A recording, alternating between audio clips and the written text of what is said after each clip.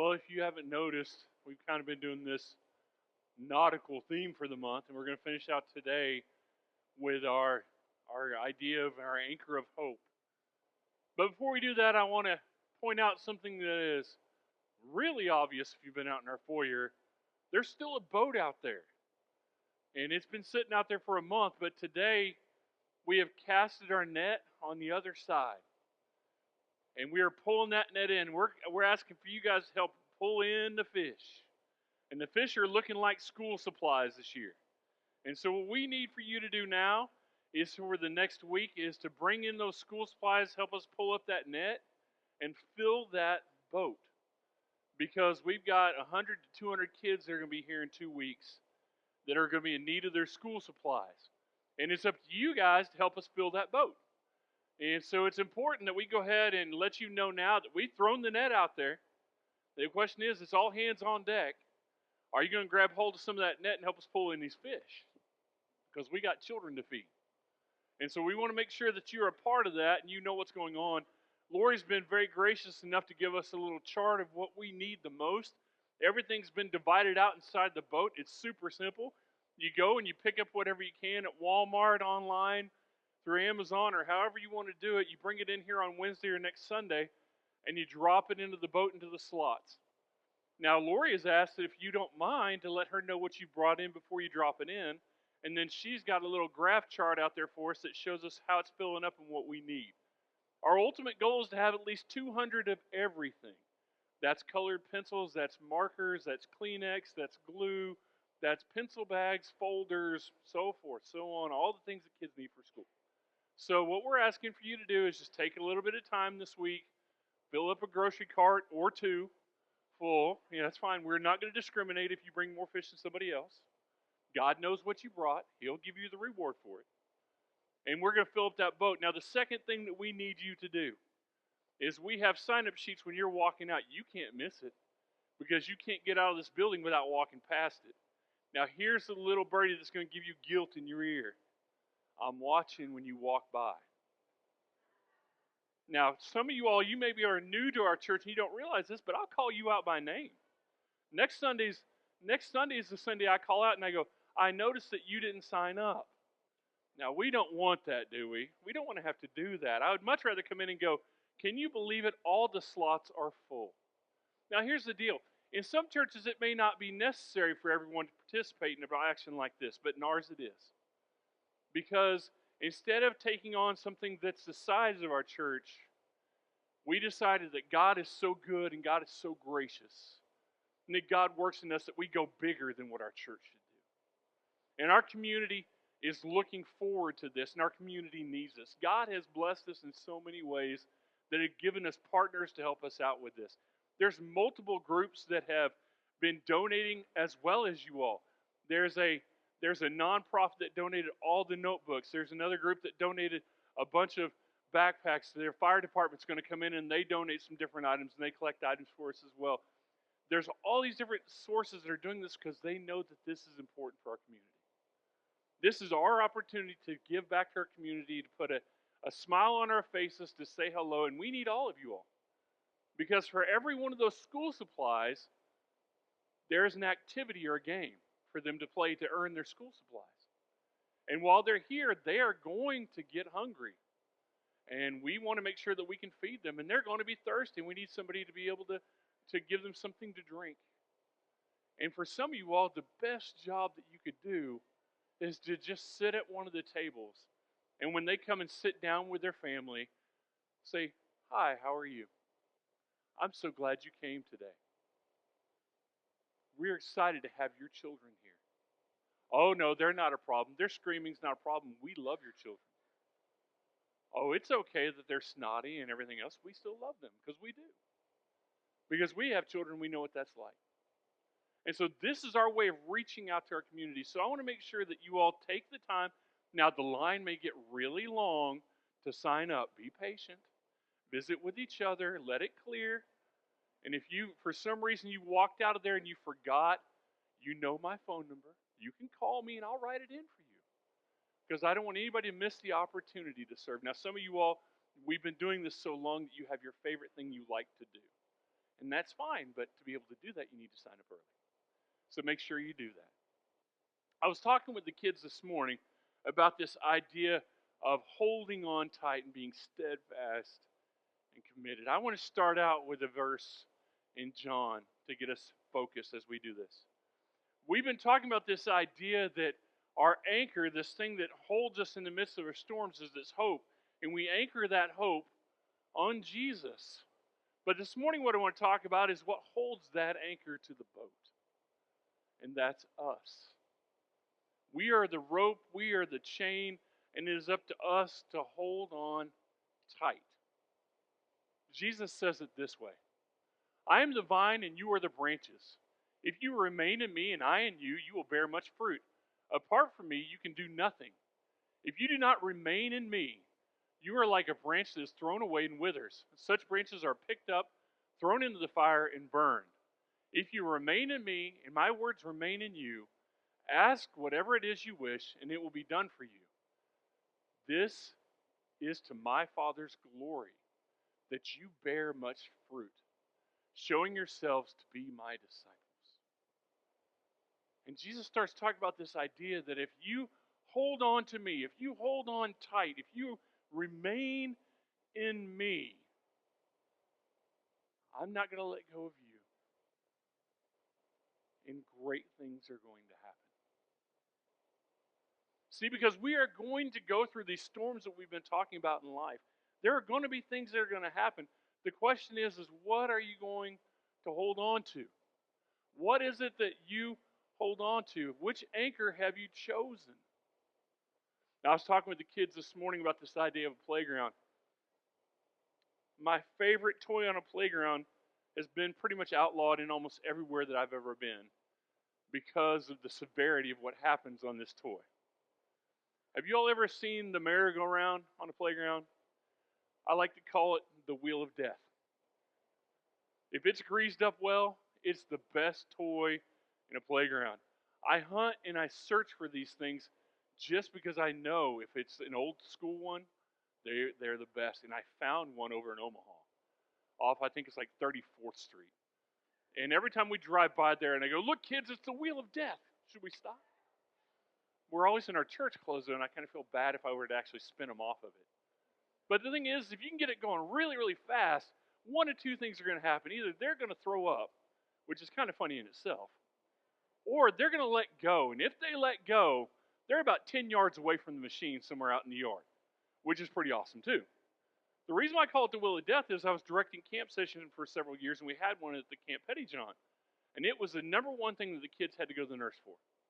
It wasn't for cuts or scrapes, doing anything else. It wasn't the hikes. It wasn't fishing hooks in their hands. It wasn't sickness. It was the wheel of death. Now, here's the thing. We like things that are fun like that to give us excitement, right? When I was a kid, my sister and I moved back into Tulsa, and my grandmother had an old swing set in her backyard. It was old. And I mean, you're talking about, it was old for 80s. So, I mean, we're talking old. Okay? And it had the old-fashioned, maybe y'all remember the little chain links, the really flimsy little chain links. Believe it or not, I was a big kid growing up. I know it's hard for you all to believe.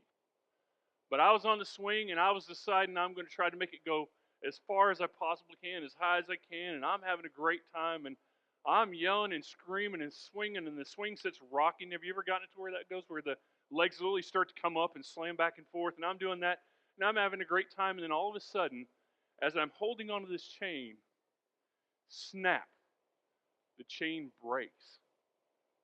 The only problem is where the chain broke was where my hand was. And it literally ripped my finger open all the way up my finger. I was holding on to the wrong thing.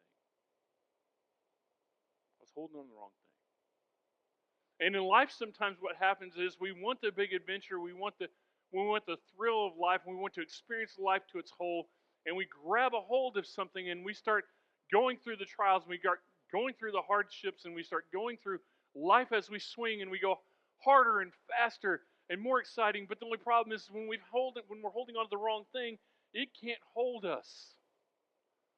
Because it was never meant to hold us. Only Jesus was meant to hold us. And it's going to break. And when it breaks, disaster happens. It's inevitable. So when Jesus talks about this idea of being the vine and the branches, he says, if you remain in me in the midst of the storms and the struggles and everything else is going on, I will remain in you. And you will flourish and you will have a bountiful blessing. And it will be to the glory of God. I want you to understand something, that the struggles that you go through, the hardships that you may have gone through or are going through right now, they are for the glory of God. You may not like that you're going through them. I don't think that God enjoys that you're going through them, but He takes those things when you hold on tightly to Christ, and He says, I'm going to make this one of the most awesome things you've ever experienced. I'm going to take what you've gone through, and it's going to be a story that you will tell for the rest of your life of how God brought you through it. I'm going to show you incredible things that you didn't think were possible, because I'm God and I can do the impossible. Just hold on. Don't grab a hold of the money. Don't grab hold of the fame. Don't grab hold of a different relationship. Don't grab onto your health, because those things are going to pass.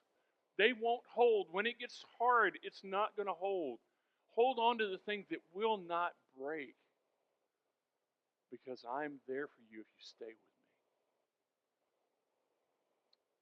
There's an interesting fact about baboons.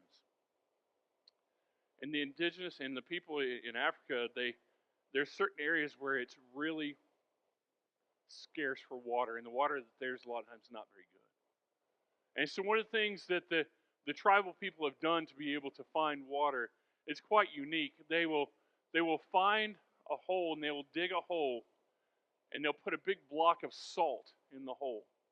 And then they'll pack it down and make it really tight, like a solid surface again, and make a smaller hole than salt. And then they'll just wait. Because believe it or not, a baboon's favorite thing in the entire world is salt. They'll do anything for just basic rock salt. And that baboon will sense that salt, he'll smell that salt, and he'll go in there and he'll grab that salt rock. And as he grabs a hold of it, he tries to pull out and his hand won't come out. But that monkey does not want to give up that salt. He loves the idea of that salt so much that no matter what, he won't let go of it. And the people can walk up and trap the monkey and then make him let go of the salt. And so they do that. And then what they do is they take that monkey and they put him in a cage. And then they give him this big rock of salt. And they let him just eat that salt until he can't eat anymore. He licks it, and he licks it, and he licks it until he can't handle it anymore. And he's dying of thirst. And then they let the monkey out. And they said, all we have to do is follow the monkey. Because the monkey knows where the water is. The monkey always knows where the water is. And we literally are a people sometimes in this world that we see something that looks so good to us that we reach hold of it, and we grab a hold of it. If I only had that new car, if I just had that job, if I just had these things of the world, and we grab a hold of it because it looks so good, and we try to pull it towards us, and it's not coming towards us, and we can't seem to get it where we want to be, and we think it's going to bring us our happiness, but it ends up being unfulfilling because we can never get to what we're looking for. And instead of just letting it go, we trap ourselves in sin. And God says it doesn't have to be that way. You don't have to reach in the hole of something that's never going to be promising and hold on to something that won't last. I give you something that will last. I give you water. See, God has loved His creation before it could even love Him. God started loving you and God started loving me before I even had the capability of loving Him. In 1 John it says, this is how God showed His love among us. He sent His one and only Son into the world that we might live through Him. This love, not that we loved, but that He loved us and sent His Son as an atoning sacrifice for our sins. See, I didn't know to love God. I didn't know to love Jesus. I had to learn. And God didn't go, well, once they know, then I will give. Once they realize it's not the way our God works, he said, no, I love them. Before they could ever love me, I still will love them. Let me relate it like this. If you've ever had a child, you understand exactly what God is doing. When that child is born, you already love them. When you see them for the first time, you love them even more. You cuddle them, you nurture them. They are your world. Before they could ever learn to say, I love you, before they ever learn how to hug back or to give you a kiss, you've loved them.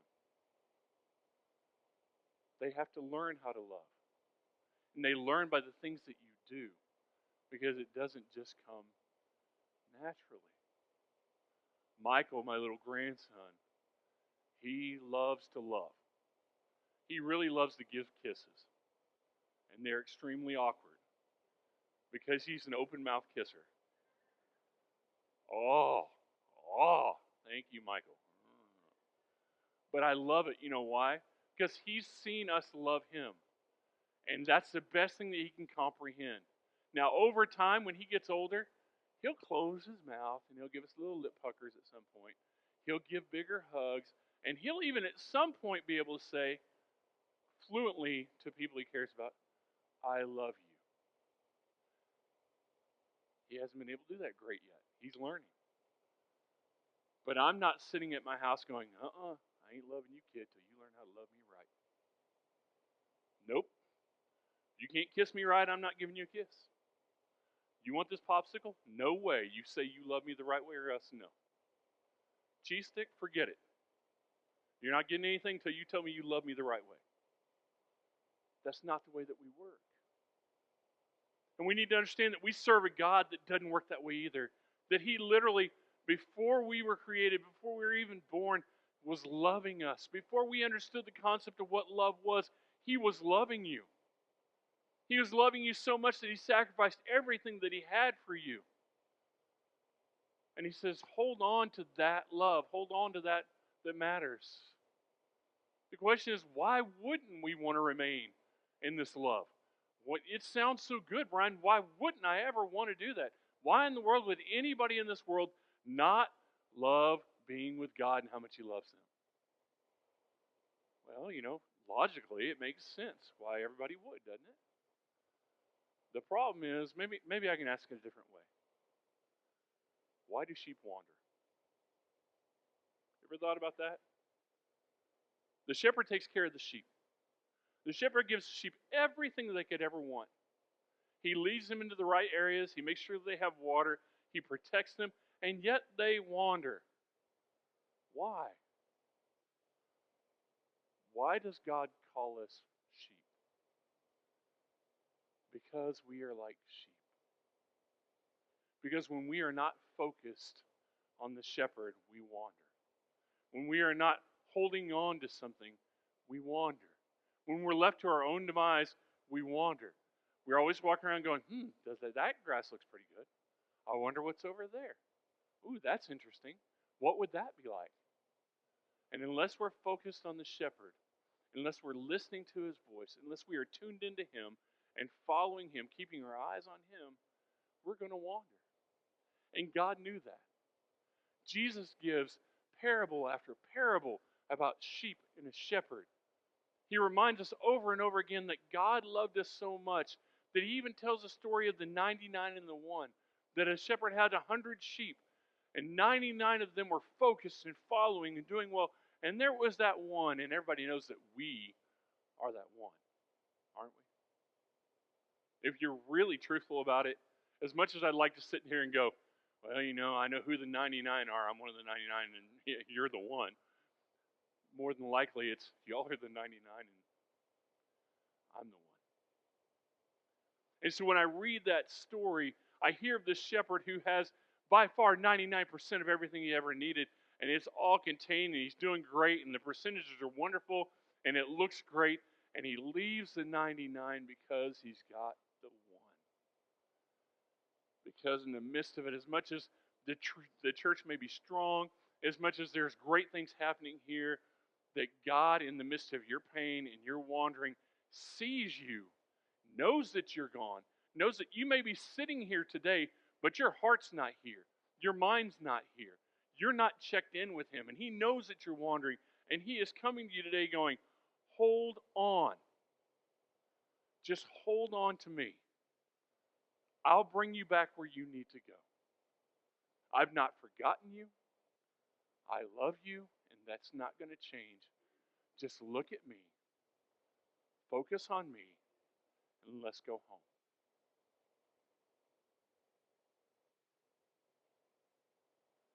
Can you advance for me, Parker? We're not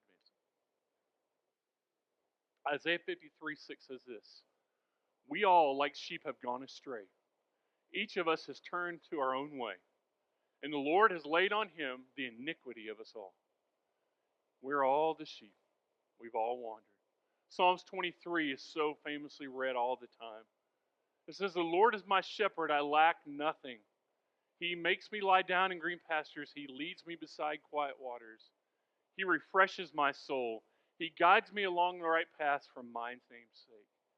And it talks about this relationship that we have with God, that by far I am the sheep, and he is continually having to provide for me. And if I hold on to him,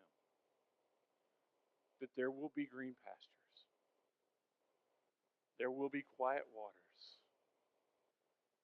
I will feel good, and my paths are going to be clear. If I hold on to anything else, there's nothing but pain. See, we need to understand that we can only hold on to one anchor to ride out the storms of life. And for some of us, there's been times when we've held on the wrong anchor. And maybe you're like me and you're walking around with a permanent scar from the things you've done. Maybe you've made some mistakes in your life. You held on to the wrong thing. You held on to something other than God, and it bit you. And it hurt bad. And there's a part in your life that's scarred up. You're healed. You've been forgiven, but there's a scar there. Every day I walk and I can feel this. Every day, whenever I touch this finger, I am reminded of the experience that I had and the pain that was in there. Now, it's healed, and it's been healed for a long time. But it's still there. And so for some of you all, you may be sitting around and focusing on the scar and forgetting to hold on to the true anchor. And the thing I want to tell you today is that you can't hold on to two different anchors. There's one that's always going to give way. There's one that's always going to hold. The problem is if you try to hold on to, you can't hold on to either. You're not strong enough to hold on to two. Jesus says it in this way: can't serve two masters. You're going to love the one and hate the other. It is not possible. You're either holding on to one anchor or you're holding on to the other one. The question this morning is this: what anchor are you holding on to? And if it's not Jesus, it's time to let go of it and go to the anchor that you know is going to hold. It's time to say enough is enough. I'm tired. The storm's been raging. It seems like it's slipping out of my hands. I need something to hold on to that's not going to move. And there's a love that God has for you that is unshakable, that is unchanging, that can get you through any storm. It will provide you with green pastures and quiet waters and a clear path and direction for your future. The question is, do you want that path? Are you willing to grab a hold of the right anchor? We can help you this morning with prayers to get you there. If you've been sitting in a boat just in a storm, you've not held on to any anchor, and you're like, okay, well, it's time to grab something.